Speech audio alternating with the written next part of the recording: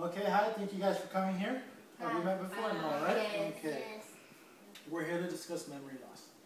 Memory loss is a normal occurrence in everyone's life. Memory efficiency can decrease as we age. It doesn't matter how young or how old you are. So what's the point? Well, the point is that we must know the difference between what's normal and what's not normal memory loss. What causes this and what can we do to prevent this from happening to us? Okay? Normal and not normal. Well, as we get older, we start forgetting things. For me, it's always, where did I leave my keys?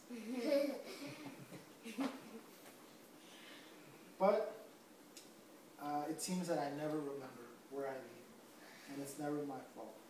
But that's normal, believe it or not. A lot of people do forget their keys constantly. Something like that does not affect my daily life permanently. It just affects me how late I'm going to be.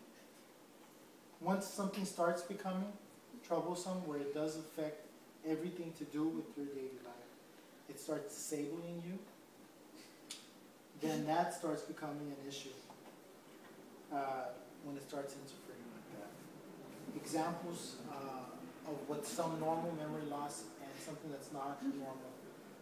Something that's normal would include normal memory loss can occur, but you can still function independently. It means you can still take care of yourself and do everything that you've been doing and have to do, and doing it effectively, even if you do have some memory loss. It would recall incidents of forgetting, such as you remember that you forgot something or you left it. You don't get lost in familiar places. That means you don't get lost at the mall and don't know where you're at. You have no trouble having conversations. Words come easily. You might forget a word, but it will come to you. Decisions and placement and judgment is not affected. Okay. Some examples of memory loss that is not so normal and that should be addressed would be when it becomes difficult performing simple tasks such as opening a faucet, opening a fridge, cooking something for yourself, doing the restroom at night in your bed. Being unable to recall moments, or getting lost in the street somewhere, wandering off, not knowing where you're going, where you're at. Bad conversations, the poorest conversations suffer. You forget a word, you never remember it, or you forget the point halfway through the conversations, or who you're talking to. And of course, the most important one is trouble making choices. Your judgment is affected with severe memory loss. But we're going to talk about prevention of memory loss. We're going to talk about some self-inflicted causes that we do to ourselves that does cause memory loss. And of course, we're going to talk about what classification of something that would be considered not normal memory loss. And something such as that could be illnesses. And there are many illnesses, and you can identify them. Of course, the most common name for everything is called dementia. And dementia is the loss of brain function that occurs with certain diseases such as Alzheimer's.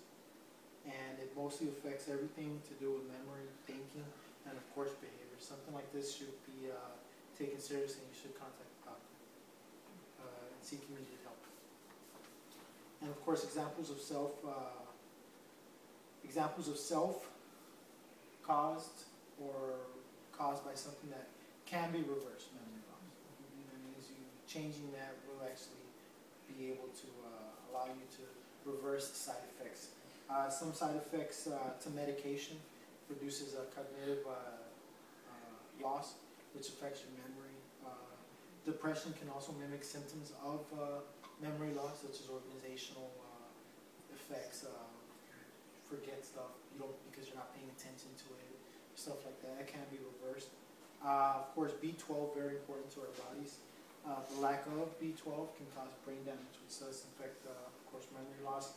Thyroid problems, which is something a lot of people have, that also affects memory loss. And of course, probably the most abused one from all of them is, of course, excessive alcohol damage the brain cells. And of course, as we know, as we grow older, our brain still produces brain cells, so we should protect them. Of course, memory loss prevention. What can we do to prevent it before it's even a problem? You can start at any age, it doesn't matter. Of course, exercising regularly, it boosts brain growth. Social interaction helps keep your brain moving, thinking, all that texting. And of course, managing stress level. Stress level releases the cortisol, which causes brain damage. And all of that's as an effect to stress. And of course, smoking, which constricts your arteries and blood levels and everything. In conclusion, whether it's preventing, trying, reverse, or understanding the symptoms of disease related to memory loss, we must take care of ourselves. Stay sharp and remember the what's norm and the what's not norm.